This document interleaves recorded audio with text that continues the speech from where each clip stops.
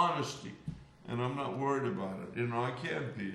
I feel it's an American right and duty to ask and answer what's ailing here in America. Se habla español. When Nixon had to step down for burglary. You tell us about your experience in Spain. What was it like? I mean, down front in front of the American Institute, there was often the Spaniards rallying and manifesting against America. Yankee go home.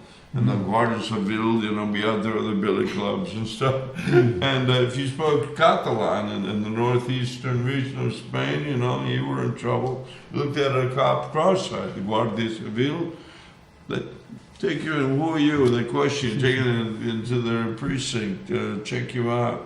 Or even beat you up on the street if they felt like it. Smack you around. One time I got beat up because I was drunk. I was my friend crawling over cars and throwing ice creams at civil disobedience. Next thing I know, I got pounded and beaten up. Thank God my friend John Riley, his dad was head of Sears, came in and saved us. Otherwise, we would have been thrown in jail for a long time. Because the police, they don't care. They're the law. They did what they figured they wanted to do. How old were you at that time? Well, I was only 12 years old. It was 1968, and Robert Kennedy was shot. Mom was working on his campaign in California. He was a shoo-in on the Democratic ticket, anti-Vietnam War, sympathetic vote because of John F. Kennedy, who died in 63. And it was 68, and Martin Luther King died April 4th, and 68, and then in June, Mr. Robert Kennedy got shot. We were traumatized, a terrible thing. So Mama said, the hell with that, I don't want my son being drafted. So we went to the top of Ireland, to the bottom of Portugal. Fell in love with Spain and decided to live there and have some culture. You were with your mother? Yeah, my mom and dad, my sister. The family sold everything. The horses, the dogs, the chickens, the pony. We were in Hidden Hills with the Kardashians. That's a fantastic... Back then it was just a suburbia lot outside San Fernando Valley. Hidden Hills was nothing more than just another bit of suburbia. And we built up a beautiful garden and put in a pool. And my dad was a well-known actor. Up the road was Don Drysdale, who pitched 6 shutouts in the Dodgers. And, and the year my dad was the coach in Little League, we went from last place to first place. I had a really good upbringing, and it was wonderful. And my parents were very supportive. They didn't want me to come back in a box. So my dad turned out to be the theater director at the American Institute of Barcelona. And he put on all kinds of shows for the English community there. And even worked with the Catalan groups. They were expressive. Under Franco, the Catalan group put on a Casa de Bernarda Alba by Garcia Lorca, which is an amazing story of women cloistered in their home and going nuts and paranoid because of the women in black, and then the repressive Franco Spain and eating on each other. But what they did was they had I'll never forget it. It was like they were staged with tubes over the audience. So I was a kid, the whole audience. And Franco Spain, very Catholic and repressive. Everyone's like looking up their skirts and seeing their petticoats. It was shocking. But it was like they retired to the rooms, and then the stage and the rooms was these tubes over the audience. And there was like they were in a balancing act on a razor's edge. They could fall over one way or the other, and it was scary. And it was progressive theater that was, I saw a few shows that poked fun at repression, but had to do it subtly, because if they were overtly caught, doing it, they'd get in trouble. Like there was a couple of filmmakers very good, what's his name, Spirito Colmena, ¿cómo se llama? There were various films, Ana y sus hermanas, the wonderful filmmaking going on under Franco and theater that had to criticize authority but couldn't get in trouble doing it. That is interesting to Woodstock. Woodstock likes that. Yeah. To hear that kind of thing. Yeah, we used to go up to Perpignan and see like Marlon Brando, Last Tango in Paris, or all these progressive new films that were coming out in the early 70s, and go to France. But when Franco died in 75, suddenly, boom, pornography hit the fan, everyone just, opened up, and there was champagne, and like, oh, we can speak Catalan, we're free, we can vote, and then suddenly they had a social democracy and progressive thinking that was liberated 40 years of dictatorship. Folks in America don't realize what they're bargaining for. George Orwell wrote 1984, Animal Farm. What do you mean? Never stopped creeping. Wait a minute. Don't know what they're bargaining for. What does that mean? What do you mean by that? Well, Trump, is obviously, but welcome to the New World Order, man. Fourth Reich. We have this fascist agenda that we're not even aware that we're disguised dictatorships. Computers don't tally our consensus vote. They never have, and especially since Bush took over, and there was a coup d'etat by the Supreme Court in 2000, and we had the worst breakdown in security history. Yet all the knuckleheads get promoted instead of arrested for allowing this malfeasance and the criminality of destroying the lives of 343 firemen and 23 cops. 3,000 neighbors. I almost died that day. I was invited by Touche up to the top of the window of the World Trade Center to invest. I had a power breakfast meeting, all nice and free. And I was videotaping, I had my show on. I was thinking, oh man, great view, a free breakfast and fancy dancy restaurant. Good thing I didn't go that day. Otherwise, I'd have to look over and decide whether I'm going to get burnt to a crisp or jump. Many of us jumped that day. So we know it was an in-house job. I stood my ground at Ground Zero every Saturday in the early years and telling people it was 9/11 inside job truth, but people didn't hear it. Now they know it. It's pretty obvious. I staged a play at Ground Zero in 2003 called "The Party's Over, the Bonfire's Out," with the cooperation of the fire department, Hare Krishna Society, John Jay College of Criminal Justice, Aquas Equity. We did a major show called "The Bonfire's Out." The party's over, the bonfire's out. Anyway, etc., etc. Let's talk about something else. What was Paula? My eyes. I was just going to say, Frank, what did you do that day instead of going to the World Trade Center? You were covering. Well, I was running a documentary, a videotape, and as I said, what's Alien Hill America going on? So I went down the block to my friends at the UN who were standing in front of the American mission to the UN.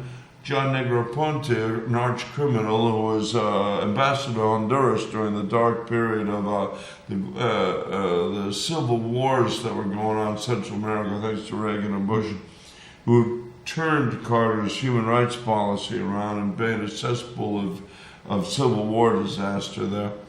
They were ignoring me and others that were, I wasn't part of the protest. They were doing a 40-day fast. How can people fast 40 days? Well, they can do it, just juices and stuff. And they were standing there, so it was day 28 or so. So I was doing this running documentary on Republic Access TV. Said, oh, how you doing this morning? They were there bright and early every day, standing on the ground all day long. As elder people, retirees, or witnesses for peace, or nuns, or Kathy Kelly, God bless her, the organization that organized it, that went back and forth to Iraq with medicines. This was during the sanctions that Clinton was imposing, and it was a sympathetic group of people that said, what are you doing sanctioning Iraq? Iraq is one of the most progressive Muslim countries in the world.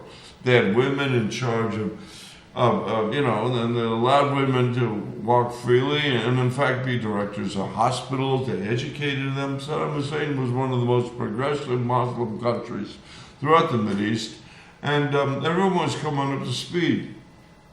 So they created these sanctions that were very unfair and hard-hitting to the people, and these people were standing their ground protesting these sanctions that were creating economic strife and problems for Iraq.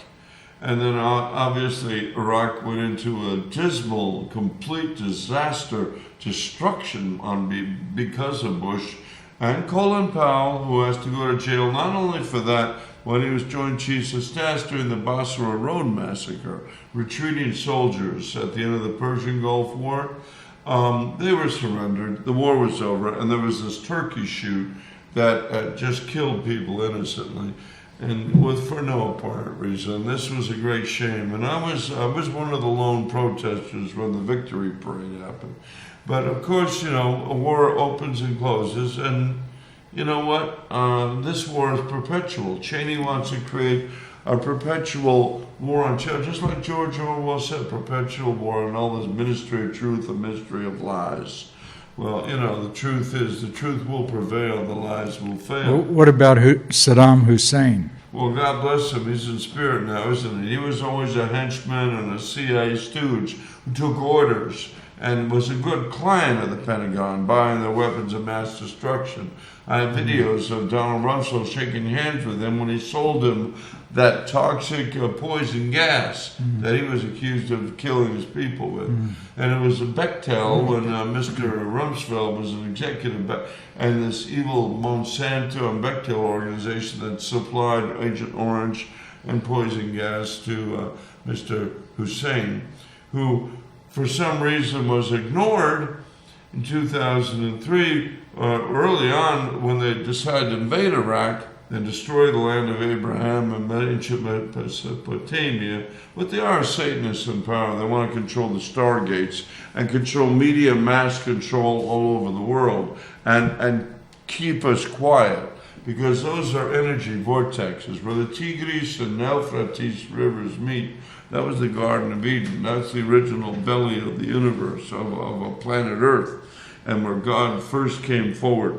Now what we have is Satanists in power that create the devil and worship the devil, the Bohemian Grove and other places, and manifest this control and carry on with this Obama and Clinton's job, of selling. When Clinton's first got into power as a Democrat, he pulls in George Bush as an advisor versus the Democrat Jimmy Carter, who was a true Christian. Listened to Jesus as his cabinet counsel.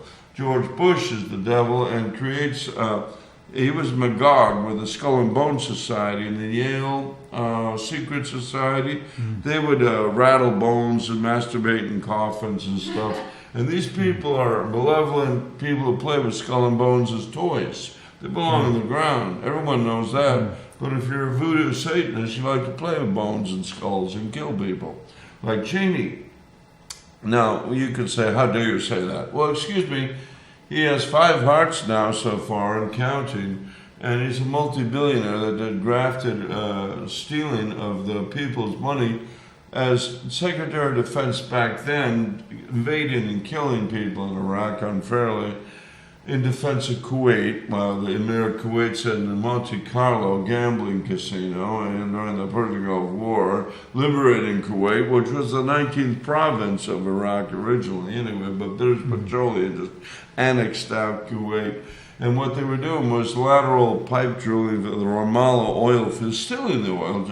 And, George said, oh, whatever, you want to rectify your burdens, you have a problem with Iraq, with Kuwait, go ahead. And then when they did, they used that excuse to blow off their firecrackers. So anyway, the Persian Gulf War was a ruse, and all wars are a ruse. And they're created through false flag, black ops, negativity, and a jonesing for violence by sadists. Now, Rumsfeld and Cheney, they're sadists. They like to advocate torture. Don't forget Abu Ghraib and Guantanamo. They enjoy killing, their bloodshed. Now, if you disagree with me, look at the facts and connect the dots. I don't disagree with you. Mr. Cheney, for his vacation, comes to New York and now goes to Broadway or ballet or the opera or an art gallery or a concert at Carnegie Hall. No, he goes upstate and likes to hunt innocent little creatures just to kill. Now, one year he shot his friend in the face. Hunting accidents happen. Gee whiz, if you and I go hunting, Mr. Jordan, I think we might be a little traumatized if you shoot me in the face. Nope, not Mr. Cheney. The next year for his vacation to relax from the pressure of the White House, he goes hunting. Again, he loves it. He likes to kill. Look at that. He's a vicious sociopath murderer. And he was at the helm of the 9/11 tragedy in the secret bunker. It's already documented. And this man must be in jail already, but he's a multi-billionaire, isn't he? The money seems to run the country, run the world. No, it doesn't run me. It doesn't run the people at Standing Rock. They're volunteers. They stand the ground beating the drum. You want to go to North Dakota and find your dignity? Just hear the heartbeat of Mother Earth. Feel the heartbeat of truth and justice and love. You don't have to go to Standing Rock to find your dignity. Though the native people could teach you something. The first people, we were genocided by white man. White man thinks he has the right to come in and own the land, own the water, own the air rights. No, these are part of nature that we all share. And it's like, hello, okay, fine. Get bogged down by your possessions. I've never given Cheney a whole lot of thought because I don't have much respect for him. But I didn't know that he had 5 hearts. I didn't know that he had had that many transplants. Oh, yeah, and David Rockefeller's on his 7th heart. These people are reptilian, Anunnaki, extraterrestrial weirdos that are subjected to a total malevolence, that are consumed by greed, and they have no sense of morality. We have the sense of the 7 deadly sins, sense of right and wrong. These people are just greedy, materialistic maniacs caught in the 4th dimension of their agenda. But the Hopi prophecy has brought us into the 5th dimension. We're angelic beings that are incarnate and using our consciousness to go forward with love and light and healing versus just a malevolent greed factor that doesn't care about anybody or anything, and live in this program of have versus have-nots. So to have, you got to be the have. You got to be the multi-millionaire, got to be the billionaire, got to be multi-billionaire like Jabba the Hutt or the Blob. Blah, blah, blah, blah, blah, blah. Money is meant to circulate, for a happy society, not blah, blah, blah, blah, blah, blah, Money's good. It's good to be rich, no problem. Make money, have money, invest. But not to the point of saturation. A sponge only works when it's, ringed out and it keeps going. You can't have hundreds of millions of dollars. You can, but you shouldn't. You shouldn't have billions of dollars or, what a multi-billionaire. I mean, this is twisted. It's just completely, it's just not even human. Like Bloomberg, he entered a public service with a couple of billion. Okay, he's a media mogul. Wow. Fuck. Excuse me, I don't mean to speak French. Anyway, he leaves office $31 billion. $31 billion in your personal fortune. The problem is he left 58,000 homeless people on the streets of the city. Have to use a cardboard to sleep. They have no one. And on the heels of Sandy storm, too, people, taxpaying citizens that were working hard, and they got their homes wiped out down there in the beach hole on the coast. Say half of Manhattan, lower Manhattan was up to here in water. The streets were rivers. We were flooded. And what did Minister Bloomberg do? Turn his back on these people and made off like a bandit. Now, if he would have followed the lines of the Deutschland of Germany that shut down its nuclear power plants thanks to Fukushima, it's still radioactivating our oceans. Guess what? But like Germany, be flush with money and electricity with alternative money. Put solar panels up and down the elevated train. Then the MTA, instead of paying almost $3, it's $2.75 for mass transit. Excuse me? No. Oh, we could be paying a quarter because it's flush with electricity. If Mr. Bloomberg would have been truly a public servant, he claims to be a green. He put in bicycles and bike paths, but he's not green. Otherwise, every building would be a power plant. We could recycle gray water and do all this stuff. Can I make a point? We were talking about God before. Yeah. Don't you think that Cheney and these other guys that you mentioned have a God or believe in God or believe in a God? No, the devil. The devil wants to be the devil. The devil is their God. The devil wants to be God, thinks he's God, but the devil's always going to be the devil, a creation of God, Lucifer, the fallen angel. We're labeling him, but they think he's God. Yeah, he thinks he's God. Chemtrails, soils, genetic engineering. These people, they're out of control. They can bomb and destroy sacred vortexes and the energy spots of the planet, Iraq, Afghanistan. How dare they? Syria, Libya. These cultures go back not even a few thousand, maybe 50 or 100,000 years. These stone cities, these sacred World Heritage sites are being bombed by bombs being made in the USA. Excuse me, it's a crime that just makes me cry. And I got what's ailing here in America, and Black Lives Matter, all lives matter. No more war, por favor.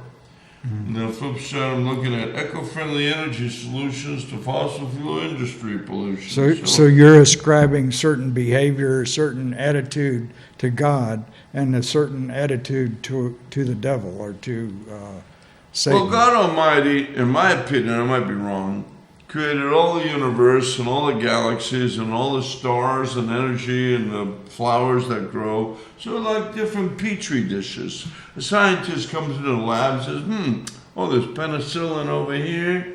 Oh, there's mold over here. What's going on? Oh, look at that. God's given us free will. God has created paradise. As I have here in this painting, we live in paradise, and we can be regenerative and eco-friendly and sustainable and humanitarian and sharing resources and feed and shelter everybody. No matter how big our population grows, we're going back hundreds of billions of years, and the planet knows how to sustain itself, and humanity knows what's going on.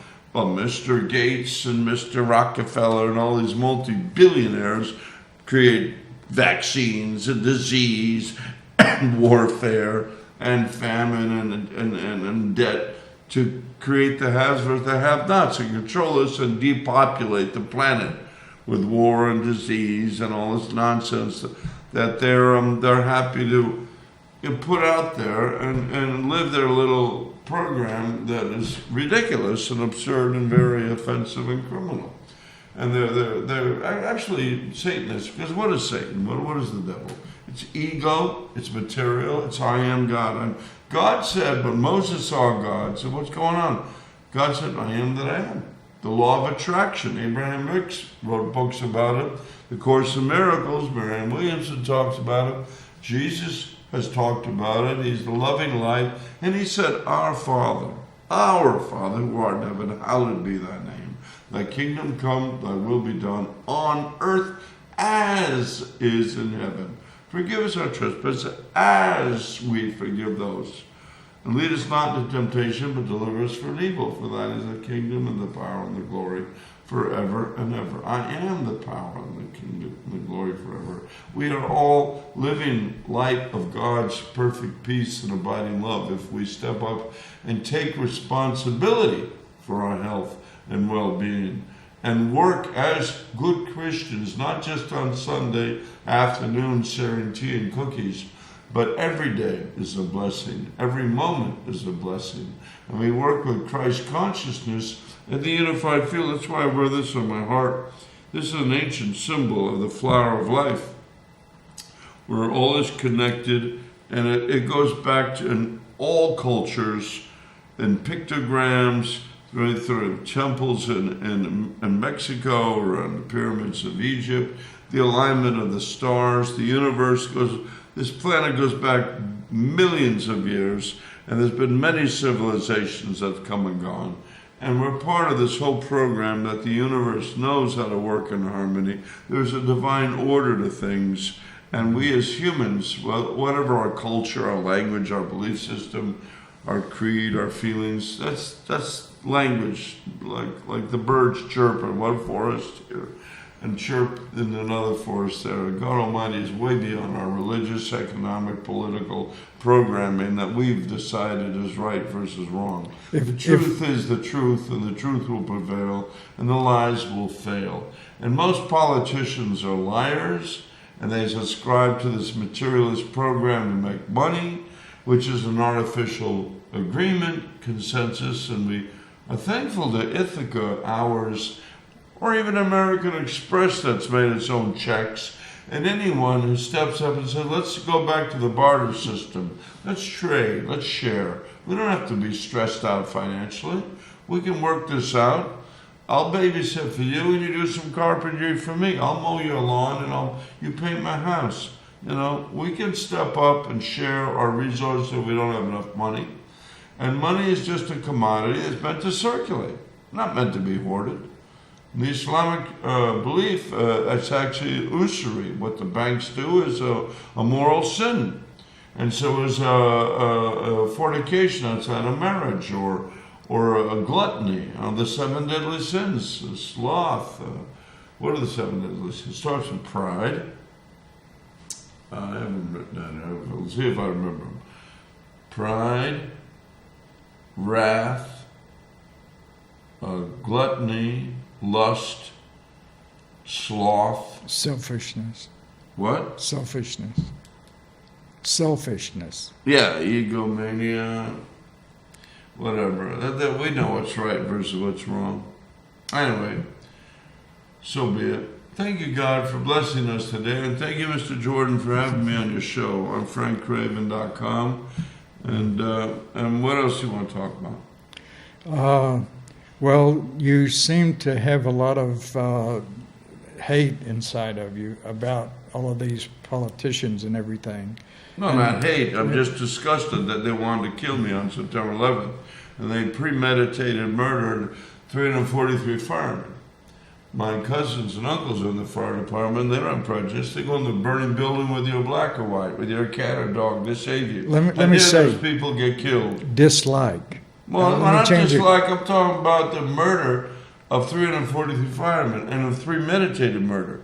Anyone who signed on the PNAC document, which is the Project for New American Century, allowing for this in-house black ops crime of our Twin Towers, the biggest buildings in the world when they were built in the early 70s, to come down like this in 10 seconds is an arch crime that must not go unforgiven. So you Although I do forgive because Jesus has taught me to forgive, and I love the Lord, and we're celebrating His birthday. Merry Christmas, everyone! Ho, ho, ho! So you think it was an inside job? You're one of the people who think it was an inside job. I'm not one of the people. I'm a reality man. When I was 21 and 22, I was a concrete inspector and a steel inspector and assistant to structural engineers that worked. I even helped build a nuclear power plant in Tom's River.